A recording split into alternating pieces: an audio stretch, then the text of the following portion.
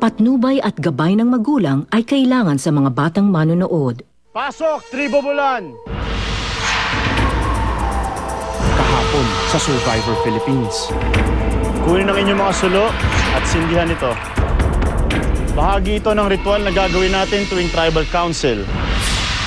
Sa isla, ang apoy ay buhay. Habang may apoy pa ang inyong mga sulo, ibig sabihin may pag-asa pa kayong manalo at tawaging susunod na Celebrity Soul Survivor. Tribo Bulan, siyam na lang kayo ngayon dahil nag-quit na si Geneva. Alam niyo naman yun, di ba? Sa Survivor Philippines, walang lugar para sa mga mahihina ang loob.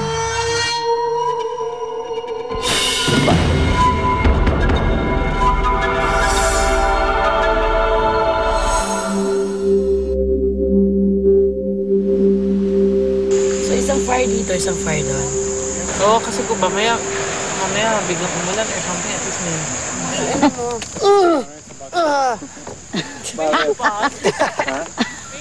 Kung nakakapwesto ko, hindi na ako tatayo. Oh, there's a dark cloud. Where? There, it's eating up our sky.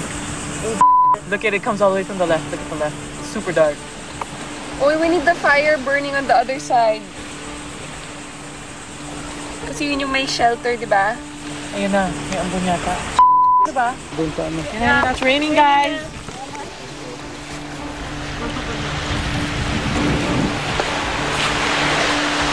Kasi biglang umulan. So, meron na kaming shelter pero hindi lahat doon natulog. Mas ginusto namin na sa may sand, naglatag kami ng mga kung anong pwedeng ilatag. Sina Angelica nasa loob na, pero kami ni Betong medyo kalahati ng katawan namin nasa konting bubong, pero most part ng katawan namin nakababad sa may ambon. Nakatulog na lahat dun sa ilalim, dun sa shelter namin. Ako nasa hamak. Medyo nakaka-idlip na rin ako.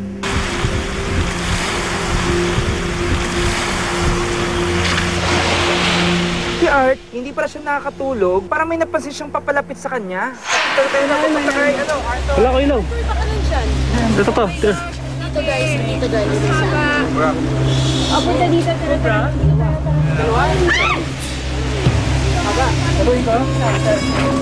Oh my God, oh my God.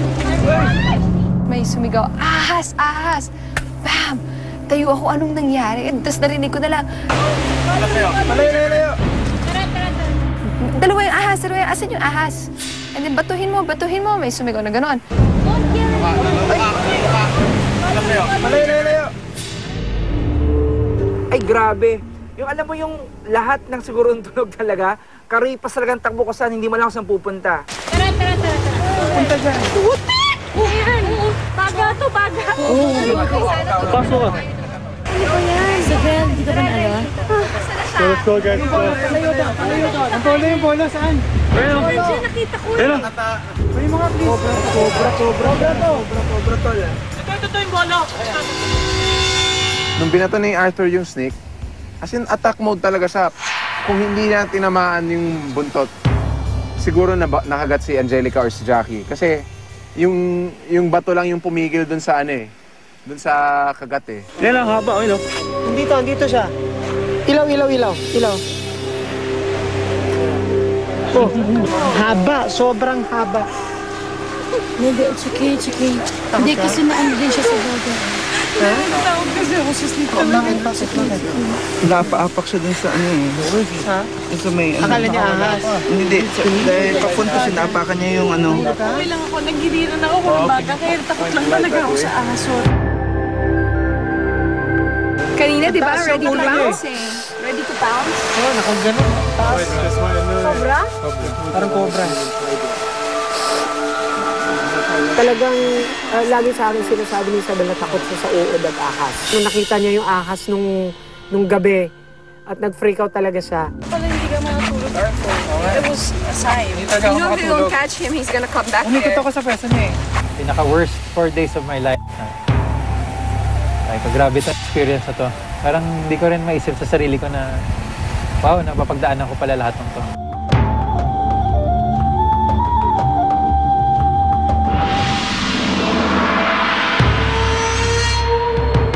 Casey. How are you now that you're all alone in this game? It's fun. I'm with a great tribe, great group of people. But you said it, you know, I am without a partner. I don't have any natural alliance. Gusto kong tanungin yung mga katribo ni Casey, yung pagkawala ni Geneva, how did it affect your tribe? Was it a good thing, a bad thing, or...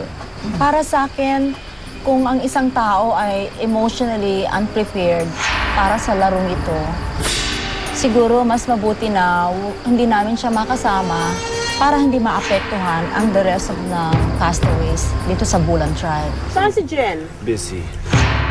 Sa umpisa pa lang naman na nabuo yung tribe, hindi ko naramdaman ang pagiging katribo namin sa part ni Geneva. So bago pa pumutok yung drama. Ikaw, Alisa? Naka-epekto kasi wala pang laban. So parang talo na kami kasi nawalan na kami na isang kasama. So parang kawalan si Geneva sa inyo, para sa'yo? Oo, basta din, oo. Maribel, gusto kitang tanungin na alam naman natin lahat na ikaw ang parang mami ng tribe, ano? Ikaw ba ang masasabi na isang tribe leader dito sa tribong ito? Hindi ako tribe leader. Nagkataon lang siguro na ako ang pinaka may edad sa lahat. Kumbaga, pagdating sa karanasan sa buhay, marami akong mabibigay na inputs sa tribo. Mara, anong klaseng relationship ang meron kayong dalawang mag-ina? Kasi kami parang kaming best friends.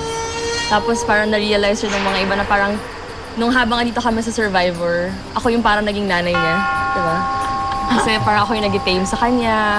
She gets stressed out a lot. Tinitame daw niya ako kasi wild daw ako. Ano ang reason, anong dahilan kung bakit ka napunta dito sa isla at kung bakit nakipagsapalaran ka dito? Kung ako magkakaroon ng opportunity to help my daughter realize some of her dreams, bakit hindi? Kaya it's a big sacrifice. Kaya nga sabi ko nga sa kanya, you owe me big time. Pag nasa beach siya, hindi yan naliligo, nahihiga sa buhangin. Hindi ako ganun eh. Tapos natutulog kahit walang toothbrush. Kaya nga ano siya eh, talagang fit siya dito. Mapunta naman tayo sa pang-relationship dito sa kabilang side. Steph and Gino, ano bang meron kayong dalawa? We're just good friends. Siya, confused siya, hindi niya alam kung saan pupunta. But the thing is, wala naman side eh. Siya lang yung gumagawa eh. Bilis ah. Yeah, we're just good friends. Ha? Lisa and Aifa, meron ba kayo na-discover sa ugali ng isa't isa ngayon na dito na kayo sa isla niyo? Ito, sobrang emotional niya. Hindi ko magalit, ilalabas ko na daw eh. Sige, lahat ng ano maayos natin. Isang na kanina pa eh. Sensitive, yun. Iyakin. Ikaw, may na-discover ka ba kay Aifa? Meron, maldita siya. Sobra. Ano naman eh, yung pagkamaldita naman niya, ano naman eh, may tama, minsan may mali. Aifa, sino sa tingin mo ang strongest? Ay, volcanoes, for me. The rugby players. John, sino sa tingin mo ang strongest, sino sa tingin mo ang weakest sa tribe niyo? Si Casey ang strongest para sa akin. Strongest? Bakit? Marami akong napupulot sa kanyang aral eh, na hindi ko naiisip. Tapos, sa tingin ko, ang weakest sa tribo, tingin ko si Alisa. Si Alisa? Oh, kasi, siya, madali siyang madala sa emosyon. Ano masasabi mo? Alam naman niya yun. Hindi.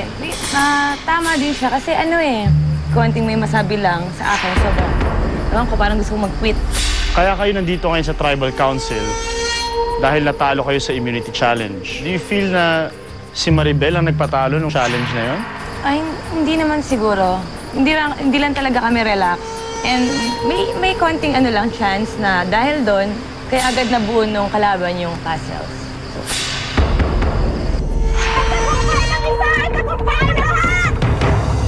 Kung nag-benefit sila doon o hindi, at this point, hindi ko alam. I am accountable for that loss. Last question. Sino sa tingin nyo ang tunay na survivor so far sa grupo ninyo?